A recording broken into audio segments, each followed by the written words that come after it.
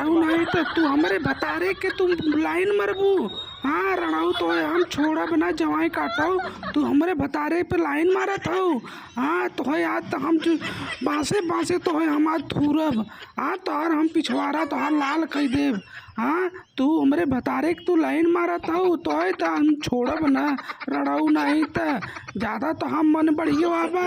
हाँ तो हाँ तो हरकत है बार बार तू हमरे बतारे के चक्कर में ना पड़ा, लेकिन तू मानत ना हो, बार बार तू हमरे बतारे के चक्कर में आई जात हो।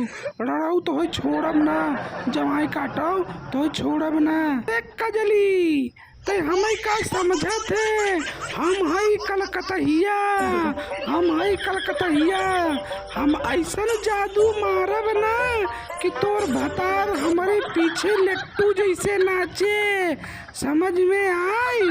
अतः हमें समझत का है, हमार नाम हो रानी, हम हई कलकत्ता का कलकतहिया, हम अच्छे अच्छे कपड़े